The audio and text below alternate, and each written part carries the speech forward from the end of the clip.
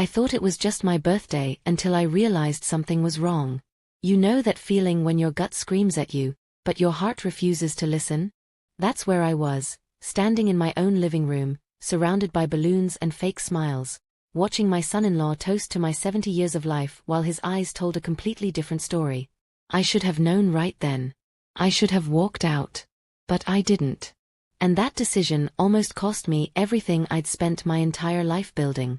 If you've ever trusted the wrong person, if you've ever ignored that nagging voice in your head because you wanted so badly to believe in someone, then you'll understand what I'm about to tell you. And if you're watching this from wherever you are in the world, leave a comment and let me know where you're joining from. I need to know I'm not alone in this. Because what happened to me could happen to anyone. Check the description box below for more stories like this one. Stories about survival, about fighting back, about refusing to let the people who hurt us win. My name is Eleanor. Eleanor Walsh. And this is the story of how my own family tried to destroy me. I spent 43 years married to a man named Richard Walsh. We built a life together in Portland, Oregon. A modest 3-bedroom house with a garden I tended every spring, 2 daughters we raised to be strong and independent, and a construction business that Richard poured his soul into until the day a heart attack took him from me 6 years ago. The business was successful enough that when Richard passed, I inherited everything. The company, our home, and a comfortable nest egg that meant I'd never have to worry about money again. My oldest daughter, Sarah, married a man named David Patterson 3 years after her father died. I remember feeling relieved when they got together. Sarah had always been fragile, always needed someone to lean on, and David seemed solid. Dependable. He worked as an accountant, spoke softly, asked thoughtful questions about Richard's business, and always called me Mom with what I thought was genuine warmth. He had sandy brown hair that was starting to thin at the crown, wire-rimmed glasses that gave him an earnest look, and a smile that crinkled the corners of his eyes. I wanted to trust him. God, I needed to trust him. After they married, I did something I thought was generous. I signed over a portion of Richard's business to Sarah, 30%. I kept the controlling 51% for myself and gave the remaining 19% to my younger daughter Beth, who had moved to Denver and rarely came home. It felt right at the time. Sarah was here, Sarah needed the income, and David had started helping me manage the books. He was good with numbers, he said. He could make the business more efficient. The first year was fine. David would come by every Sunday afternoon, sit at my kitchen table with his laptop, and go through the company finances with me. He'd print out reports, explain profit margins, suggest cost-cutting measures. I'd nod along, grateful for his help, trusting that he had my best interests at heart. Sarah would sit beside him, holding his hand, looking at him like he'd hung the moon. But small things started changing. First, it was the passwords. David suggested we modernize the business accounts, move everything online, consolidate our banking. He said it would make things easier, more secure. I agreed. He set up all the new accounts, sent me the passwords in an email, told me to change them once I logged in. I never did. I trusted him. Then it was the house. David mentioned casually one evening that I should update my will, make sure everything was clear for Sarah and Beth when I passed.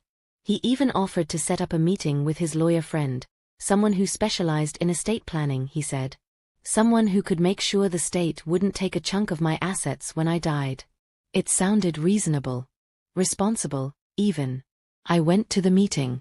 The lawyer, a young man named Trevor Barnes with slicked back hair and a too-firm handshake, laid out a plan that made my head spin.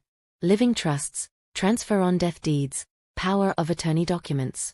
David sat beside me the entire time, nodding encouragingly, squeezing my shoulder when I hesitated. Sarah was there too, dabbing at her eyes with a tissue, saying she just wanted me to be taken care of. I signed the papers. All of them. That was my first mistake. The second mistake was believing that family meant safety. About 8 months after that lawyer meeting, David started talking about my birthday. My 70th was coming up in November, and he wanted to do something special. A big party, he said. Invite all my friends, celebrate everything I'd accomplished, honor Richard's memory. Sarah was enthusiastic, already planning the menu, talking about decorations. It felt good to be fussed over. After Richard died, I'd felt invisible most days. like I was just waiting around to join him. This party made me feel seen again. But here's the thing about being seen: sometimes you're not being celebrated. Sometimes you're being studied, measured, assessed for weaknesses. The party was scheduled for a Saturday afternoon in mid-November. David and Sarah handled everything: the catering, the guest list, the setup. I wasn't allowed to lift a finger, they said. This was my day to relax. They'd even hired a photographer to capture the memories. The morning of the party, I woke up with that feeling. You know the one I mean, that thick, heavy sensation in your chest that something isn't right. I couldn't name it, couldn't pin it down, so I pushed it aside. I took a long shower, put on the navy blue dress Sarah had bought me, applied my makeup carefully, and tried to feel excited. When I came downstairs, my living room had been transformed. Balloons clustered in corners, a banner stretched across the far wall that read 70 years young. And tables lined with food covered every available surface. David was already there, directing the caterers, checking his watch, barking orders in a tone I'd never heard him use before. Sharp, impatient, controlling. Sarah rushed over to me, kissed my cheek, told me I looked beautiful. But her eyes were red-rimmed and puffy, like she'd been crying.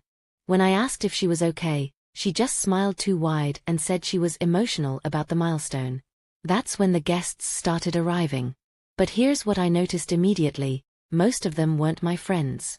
Oh, there were a few familiar faces. My neighbor Patricia, an old colleague from Richard's business, a couple from church. But the majority of the people filling my home were strangers. Colleagues of David's, he explained when I pulled him aside. Business associates. People who wanted to meet the woman behind Walsh Construction, he said. People who'd heard so much about me. I felt the first real spike of alarm then. Why would David's business associates care about my birthday? Why were there more of his people than mine in my own house? If you've ever felt like you're suddenly a stranger in your own life, hit that subscribe button. Because what I'm about to tell you gets so much worse. And trust me, you'll want to hear how this ends. The party continued.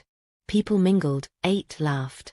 I smiled until my face hurt, shook hands with people whose names I immediately forgot, accepted compliments that felt hollow. David stayed close the entire time, always at my elbow, steering me from conversation to conversation like I was a show dog on display. Then came the toast. David clinked his glass with a fork, and the room fell silent. Everyone turned to look at him, and he raised his glass high, that warm smile plastered across his face. I just want to say a few words about Eleanor, he began, his voice carrying across the room. This woman has built an incredible legacy. Richard would be so proud of everything she's accomplished, everything she's maintained. And Sarah and we're just honored to be part of this family, to help carry that legacy forward. He paused, and that's when I saw it. The look in his eyes wasn't warmth. It was satisfaction. Calculation. Victory. So here's to Eleanor, he continued, raising his glass higher. May the next chapter of her life be exactly what she deserves. Everyone drank. Everyone cheered. And I stood there, frozen, because I finally understood. This wasn't a birthday party. This was something else entirely. The party ended around 7 in the evening. Guests trickled out with their goodbyes and their leftovers, and within an hour, my house was empty except for Sarah, David, and me. The photographer had left, the caterers had cleaned up, and the three of us sat in my living room surrounded by deflated balloons and half-empty wine glasses. I was exhausted. Not just physically, but in that deep, bone-tired way that comes from pretending everything is fine when your instincts are screaming that nothing is fine at all.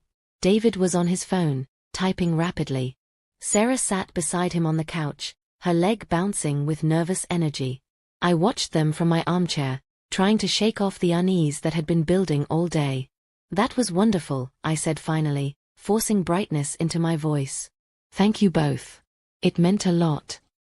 Sarah looked up quickly, her smile not quite reaching her eyes. Of course, Mom. We wanted it to be perfect. It was, I lied.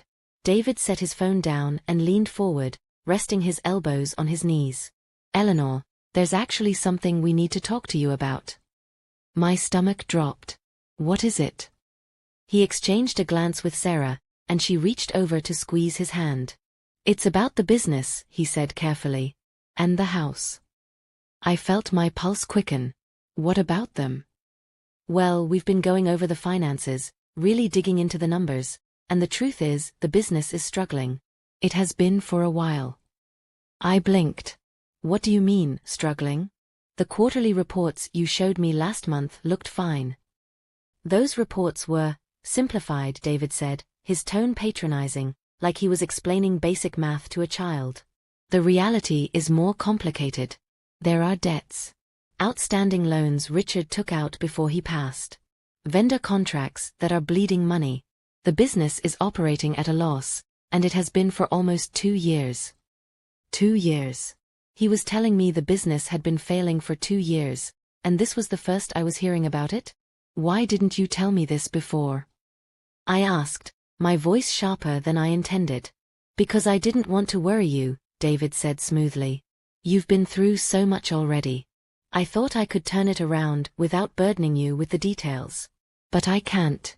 Not anymore. Sarah's eyes were filling with tears again. Mom, we're trying to save it. David's been working so hard, but we need to make some big decisions. What kind of decisions? David stood up, started pacing. The business needs a cash infusion to stay afloat. A significant one. And the only way to get that kind of capital quickly is to leverage your assets, specifically the house. I felt the room tilt. You want me to take out a loan against my house? Not exactly, David said, still not meeting my eyes. We'd need to refinance, restructure some things. And honestly, at your age, it might make more sense to just transfer ownership to Sarah. That way, we can use the equity without putting you at risk. Transfer ownership. The words hung in the air like a noose. You want me to give you my house, I said slowly. Not give, Sarah said quickly. You'd still live here, Mom. Nothing would change. It's just paperwork. Legal stuff to protect everyone. I looked between them, my heart pounding so hard I could feel it in my temples. I don't understand. If the business is in trouble, why didn't you come to me sooner? Why wait until after my birthday party to tell me this? David finally met my gaze, and for just a fraction of a second, I saw something cold flicker across his face. Then it was gone, replaced by concern. Because I wanted you to enjoy your birthday, Eleanor. I didn't want this cloud hanging over the celebration. Liar. The word blazed through my mind, clear and undeniable. He'd waited until after the party because the party had been part of the plan. All those business associates, that photographer, that toast, it had all been theater. A performance designed to make me feel grateful, indebted, vulnerable. I stood up, my legs shaking. I need to think about this. Of course, David said immediately. Take all the time you need. But just so you know, we're on a pretty tight timeline. The bank is threatening foreclosure on some of the business assets, and we need to act fast. Foreclosure. Another word designed to panic me. Sarah stood too, came over to hug me. She smelled like the perfume Richard used to buy her for Christmas, something floral and too sweet. I love you, Mom, she whispered against my shoulder. We're going to figure this out together. But as she pulled away, I noticed something I'd missed before. She wouldn't look at me directly. Her gaze kept sliding away, focusing on points just past my head, like I was too painful to see clearly. They left a few minutes later, and I stood in my empty living room, surrounded by the remnants of my 70th birthday party, and let the truth wash over me. They were stealing from me. My own daughter and her husband were systematically dismantling everything Richard and I had built, and they'd used my birthday, my 70th birthday, as the staging ground for their final move. I didn't sleep that night. I sat at my kitchen table until dawn, going through every conversation, every document, every seemingly innocent suggestion David had made over the past 3 years. The password changes. The lawyer meeting. The simplified financial reports. The way he'd slowly isolated me from the business decisions, convinced me I was too old, too tired, too grief-stricken to understand the complicated details. And the papers I'd signed at that estate lawyer's office, the ones I'd barely read because David and Sarah had been there, encouraging me, telling me it was all standard procedure. What had I actually signed? As soon as the sun came up, I called the lawyer's office. It was Sunday, so I got voicemail. I left a message asking for copies of every document I'd signed, my voice steady despite the terror coursing through me. Then I did something I should have done months ago. I logged into the business bank account using the passwords David had set up. And what I found made my blood run cold. The business wasn't struggling. It was thriving. The quarterly profits were higher than they'd been in years. Every vendor contract was current, every loan was paid. There were no debts, no outstanding balances, no impending foreclosure. David had lied about everything. But if the business was fine, why would he need money? Why would he try to take my house? I kept digging, clicking through statements, tracing transactions. And then I found it. Over the past 18 months, there had been regular transfers from the business account to a personal account I didn't recognize. Small amounts at first, a few thousand here and there. Then larger. 10,000. 20,000. 50,000 at a time. I added up the total, my hands shaking so badly I could barely type. $473,000. David had been embezzling from Richard's business for a year and a half. And now, because I still owned 51%, because I could discover what he'd done at any moment, he needed to get rid of me. Not kill me, that would be too obvious, too messy. No. He needed me to willingly hand over everything. The business. The house. My entire legacy. And then I'd be... what? A guest in my own home? A dependent old woman with no assets, no power, no way to fight back? I sat back in my chair, staring at the screen, and felt something I hadn't felt in 6 years. Rage. Pure, white-hot, clarifying rage. If you've ever been betrayed by someone you trusted, someone you loved, leave a comment. Tell me your story. Because what I did next, what I spent the next 3 months planning, changed everything. Check the description below for more stories about fighting back, about refusing to be a victim, about taking back what's yours. David Patterson thought I was a helpless old widow. He was about to learn exactly how wrong he was. I didn't confront them. That was the hardest part, pretending nothing had changed, smiling through Sunday dinners, nodding along when David showed me his fabricated financial reports. But I'd learned something important in my 70 years. The only advantage you have when someone is trying to destroy you is the element of surprise. So I played weak. I played confused. I played exactly the role they expected me to play. But behind the scenes, I was building my case. First, I hired my own lawyer. Not Trevor Barnes, David's friend, but a woman named Janet Kowalski who specialized in elder financial abuse. I'd found her through an ad in the local paper, called her on a Tuesday morning while David was at work, and met with her that same afternoon at a coffee shop 3 towns over where no one would recognize me. Janet was in her 50s, wore practical flats and a no-nonsense expression, and when I showed her the bank statements, the transfer records, and the estate planning documents I'd signed, her jaw literally dropped. "Mrs. Walsh," she said slowly, spreading the papers across the table between us, "do you understand what you signed here?" "I thought it was a living trust," I said. "Protection for my assets." "It is a living trust," Janet confirmed. "But the way it's structured, you've essentially made Sarah and David the trustees with full control over all your assets, including the business and the house, effective immediately upon your incapacity. And here." She tapped a paragraph buried in the middle of page 6. "This clause defines incapacity very broadly. Not just medical incapacity, but also inability to manage financial affairs as determined by the trustees." I felt sick. So they can just decide I'm incapable? With the right documentation, yes. A letter from a doctor, a psychological evaluation, even testimony from concerned family members. And once they declare you incapable, they have complete control. You'd be locked out of your own accounts, your own home. Can I reverse it? Janet hesitated. Legally, yes. But if you try to change the trust documents now, it will alert them that you know what's happening. They could accelerate their timeline, move faster than we can counter. We need to be strategic. So we were strategic. Over the next 2 months, Janet helped me document everything. We traced every fraudulent transfer, every lie David had told me, every manipulation. We gathered bank statements, emails, text messages. We even hired a forensic accountant who confirmed that the business was not only solvent but profitable, and that David had been systematically siphoning money into an offshore account registered in his name alone. But we needed more. We needed proof that this wasn't just financial mismanagement but deliberate theft with intent to harm me. That's when Janet suggested the recording. Oregon is a one-party consent state, she explained. That means you can legally record conversations you're part of without telling the other person.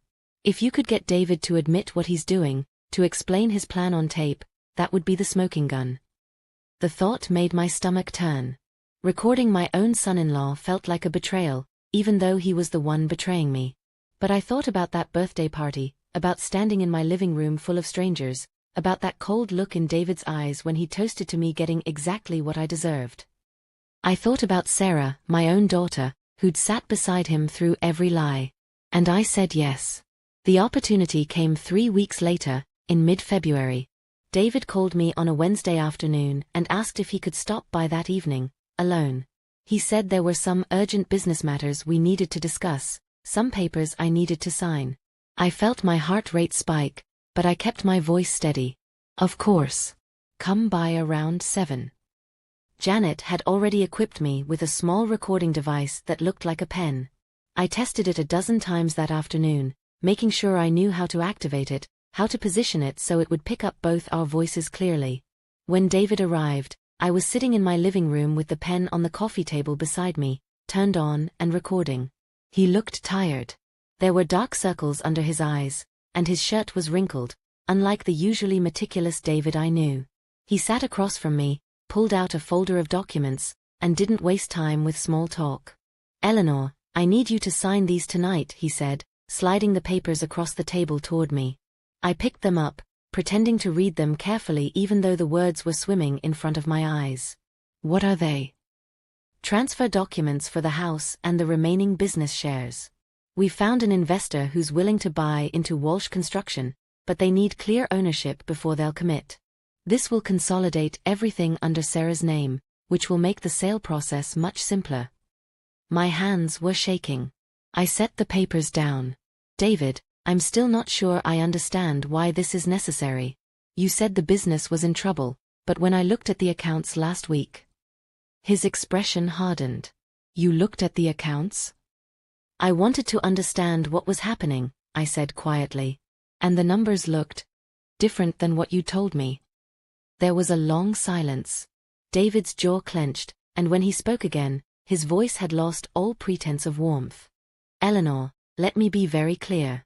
The business is mine. I've been running it for 3 years while you've done nothing but collect checks. Richard's gone. This company would have died with him if I hadn't stepped in. And now you're questioning my decisions." "I'm not questioning." "Yes, you are," he cut me off. "And it needs to stop. You're 70 years old. You don't understand modern business practices. You don't understand the market, the competition, the strategies required to stay afloat. Sarah and I have been trying to be patient, trying to ease you into retirement gracefully, but you're making this very difficult." I forced myself to stay calm, to keep him talking. "What happens if I don't sign?" David leaned forward, and the look on his face was almost pitying. "Then we'll have to pursue other options. You signed power of attorney documents, Eleanor. And I've already spoken with Dr. Mitchell about some concerns we have regarding your mental state. The memory issues, the confusion about finances, the difficulty managing day-to-day affairs. It wouldn't be hard to get you declared incompetent." There it was. The threat I'd been waiting for. "You'd have me declared incompetent?" I asked, making my voice small and frightened, which wasn't hard, because I was terrified. "I'd have you taken care of," David corrected. "There are excellent facilities for people in your situation. Places where you wouldn't have to worry about bills or business decisions or any of the stress that's clearly becoming too much for you." A nursing home. He was threatening to have me committed to a nursing home so he could steal everything without interference. "And Sarah?"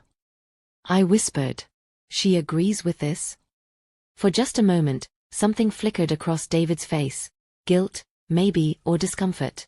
Sarah wants what's best for you, just like I do. She's worried about you, Eleanor. We both are. He was lying. About all of it. The concern, the worry, the care. It was all performance, all manipulation designed to make me doubt myself, to make me feel like I was the problem. I picked up the papers again, pretended to consider them. Can I have a few days to think about it? No, David said flatly. The investor needs an answer by Friday. Sign tonight, or I'll have Dr. Mitchell start the competency evaluation tomorrow. I looked at him, really looked at him. This man I'd welcomed into my family, trusted with my legacy, treated like a son. And I saw nothing but cold calculation staring back at me. Okay, I said finally. I'll sign. Relief washed over his face. He handed me a pen. His pen, not the recording device, and I took it. But I didn't sign. Instead, I set the pen down and looked directly into his eyes. Actually, David, I don't think I will. His expression went from relief to confusion to anger in the span of 3 seconds. Excuse me. I said no. I'm not signing anything. And I'm not going to any facility. And you're not getting my house or my business. David stood up so fast his chair tipped backward. Eleanor, you don't know what you're doing. You're not thinking clearly. I'm thinking more clearly than I have in years, I interrupted. And I know exactly what you've been doing. The embezzlement. The lies. The plan to have me declared incompetent so you could take everything without a fight. The color drained from his face. I don't know what you think you know, but... $473,000, I said quietly. That's how much you've stolen from Richard's business over the past 18 months. I have the records, David. Every transfer, every fraudulent report, every lie you've told me. For a long moment, he just stared at me. Then, slowly, his expression shifted. The mask dropped completely, and what was left was something cold and calculating and genuinely frightening. You can't prove any of that, he said finally. Actually, I can. I have a forensic accountant's report, bank statements, and a recording of this entire conversation, including the part where you threatened to have me committed to steal my assets.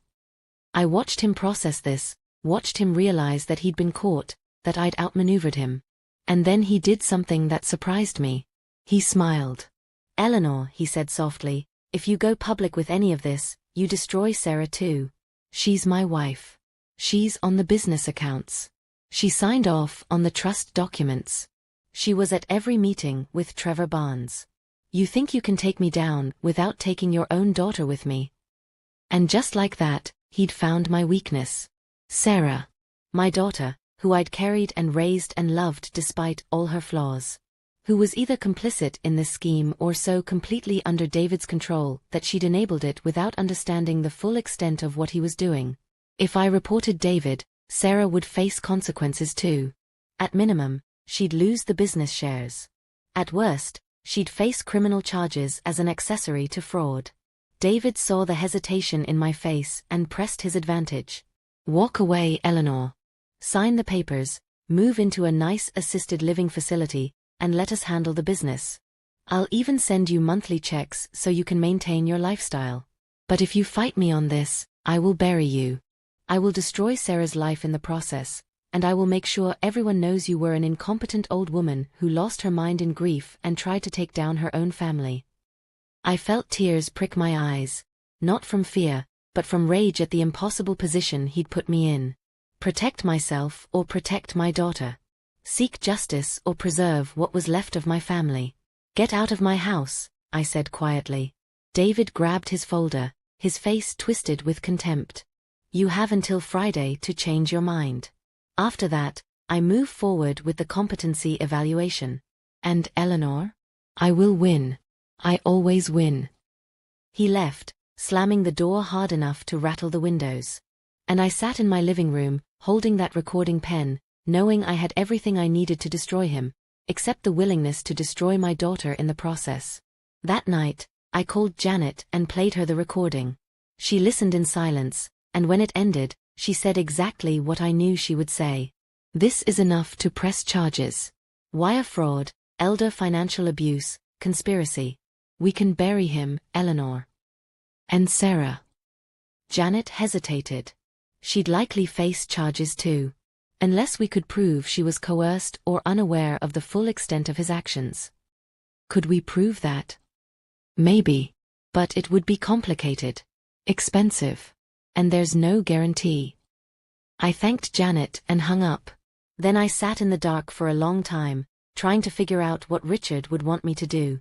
And finally, somewhere around 3 in the morning, I realized the answer. Richard would want me to fight. Not just for justice, but for truth. For the life we'd built together, for the legacy he'd left behind. He'd want me to be smart, to be strategic, but most of all to be strong. And if Sarah had made choices that put her on the wrong side of this fight, then those were her choices. Her consequences to face. I couldn't protect her from herself anymore. So I stopped trying. Friday came. David's deadline. I didn't call him. Didn't respond to the increasingly angry texts from Sarah asking why I wasn't answering David's calls. Instead, I spent those 2 days preparing for war. Janet filed an emergency petition with the court to freeze all business assets and prevent any changes to the trust documents pending an investigation into elder financial abuse. She also submitted the recording, the forensic accountant's report, and a sworn affidavit from me detailing every lie, every manipulation, every theft. The petition was granted Thursday evening. By Friday morning, David was locked out of the business accounts. By Friday afternoon, he'd been served with a notice of investigation by the Oregon Department of Justice. And by Friday evening, he was at my door, pounding so hard I thought he'd break the frame. I didn't open it. Instead, I called the police. 2 officers arrived within 10 minutes and found David still on my porch, shouting threats through the door. They arrested him for criminal trespass and took him away in handcuffs while my neighbors watched from their windows. I should have felt victorious. Instead, I felt empty. Because Sarah didn't call to ask if I was okay. She didn't come to check on me, didn't try to understand my side of the story. Instead, she sent a single text message, "You've destroyed our lives. I hope you're happy." The investigation moved quickly after that. The Department of Justice brought in their own forensic accountants who confirmed what I'd already discovered. David had embezzled nearly $500,000 from Walsh Construction through a combination of fraudulent expense reports, inflated vendor payments that he'd kicked back to himself, and direct transfers to offshore accounts. They also found evidence that he'd done this before, to his previous employer, a small firm in Seattle that had gone bankrupt right before he moved to Portland and met Sarah. He was a con artist. A professional one. And I'd let him into my life, into my business, because I'd been grieving and lonely and desperate to believe my daughter had found someone good. The criminal charges came down in April: wire fraud, elder financial abuse, theft, conspiracy to commit fraud.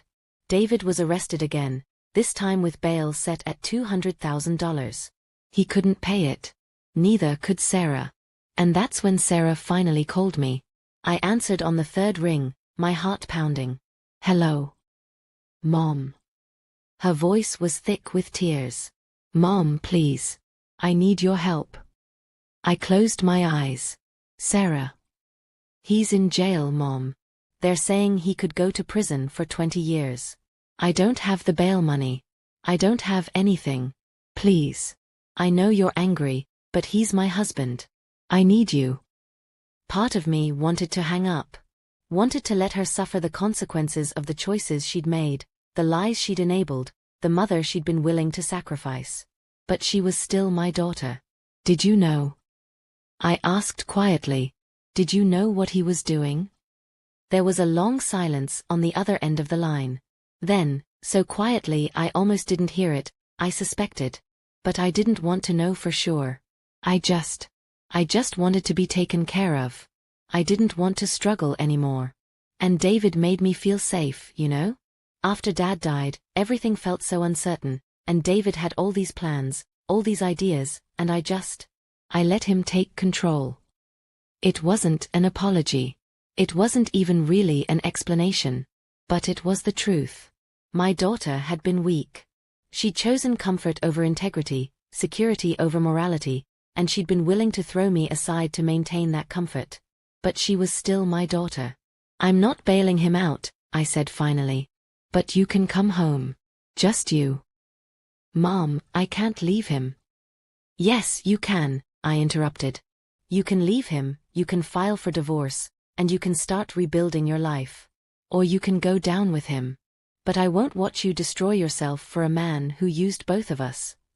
She was crying now, deep, shaking sobs that made my own chest ache. I don't know how to be without him. Then you'll learn, I said, more gently this time. The same way I learned how to be without your father. The same way I'm learning how to be without the daughter I thought I had. That was cruel. I knew it was cruel even as I said it. But it was also true.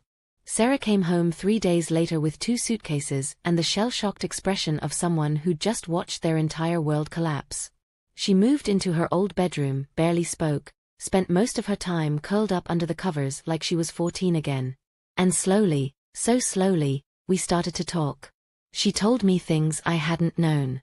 How David had isolated her from her friends, convinced her that she was too stupid to understand business, made her dependent on him for everything from money to basic decisions about what to eat for dinner. She told me about the way he'd mock her, undermine her, make her feel worthless, and then love-bomb her with affection and promises until she forgot why she'd been upset in the first place. She told me she'd been terrified of him. And terrified of losing him. And I realized that my daughter hadn't been weak. She'd been abused. That didn't excuse what she'd done, the signatures on those trust documents, the complicity in his schemes, the text message telling me I'd destroyed her life. But it helped me understand. And understanding, I've learned, is the first step toward forgiveness. David's trial happened in September, almost a year after my 70th birthday party. Sarah didn't attend. I did. I sat in the gallery every single day and watched as prosecutors laid out the evidence of his crimes. The embezzlement. The manipulation. The offshore accounts containing not just my stolen money, but funds from 2 other elderly clients he defrauded in similar schemes before he ever met Sarah. This was what he did. Who he was. A predator who targeted vulnerable people, gained their trust, and systematically stripped them of everything they had. The jury deliberated for less than 4 hours. Guilty on all counts. When the judge handed down the sentence, 18 years in federal prison, full restitution, and a lifetime ban from working in financial services, I felt something I hadn't expected. Not satisfaction. Not even relief. Just profound, bone-deep sadness that someone could be so empty inside that the only way they knew how to live was by destroying others. After the sentencing, I walked out into the courthouse parking lot and found Sarah waiting by my car. She'd cut her hair short, started therapy, gotten a part-time job at a bookstore downtown. She looked different, older, but also somehow more solid than she'd been before. I wanted to be here, she said quietly. But I couldn't go inside. I know. We stood there for a moment, neither of us quite knowing what to say. Then Sarah took a shaky breath. I'm sorry, Mom. For all of it. For not protecting you. For choosing him over you. For being so weak. I reached out and took her hand. Her fingers were cold, trembling slightly.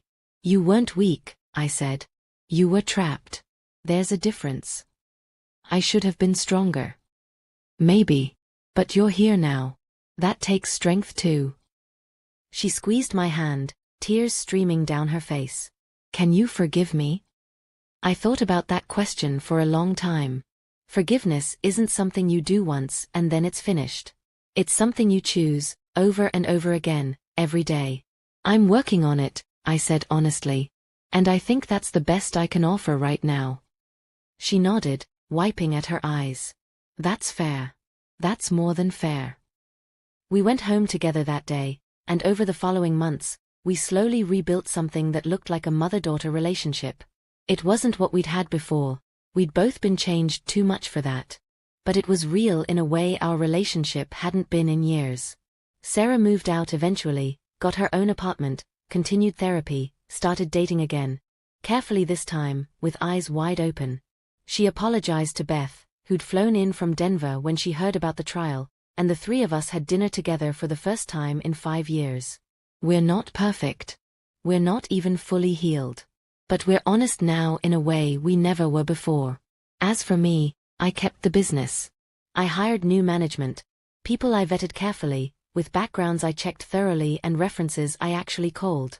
Walsh Construction is thriving now, genuinely thriving, and I've started a foundation in Richard's name that helps other seniors who've been victims of financial abuse. I turned 71 last November. No big party this time, just dinner with Sarah and Beth, and a quiet toast to survival. But here's what I want you to understand, wherever you're watching this from, I almost let them win. I almost signed those papers, almost gave up everything Richard and I built together because I was tired and scared and didn't want to believe my own family could betray me. And if I hadn't trusted my instincts that day at the birthday party, if I hadn't paid attention to that sick feeling in my gut, that sense that something was terribly, fundamentally wrong, I would have lost everything. Your instincts exist for a reason. That voice in your head that says, something isn't right? Listen to it. Even when listening means facing painful truths. Even when it means standing alone against people you love. Even when fighting back feels impossible. Because here's what I learned, you are never too old to fight for yourself. You are never too tired to demand justice. And you are never, ever obligated to protect people who are actively trying to harm you, even if those people are family. David Patterson thought he could steal my life because I was an old widow who wouldn't fight back. He thought I was weak, confused, easy to manipulate. He was wrong. And anyone who underestimates you is wrong too. I'm Eleanor Walsh. I'm 71 years old. And I'm still standing. If this story resonated with you, if you've ever had to fight for what's yours, leave a comment below. Tell me where you're watching from, tell me your story, tell me you understand. And check the description box for more stories like this. Stories about survival, about fighting back, about refusing to let the people who hurt us define who we become. Because we all deserve to tell our own stories. And we all deserve to stand on the other side of betrayal and say, I survived. I fought back. And I won.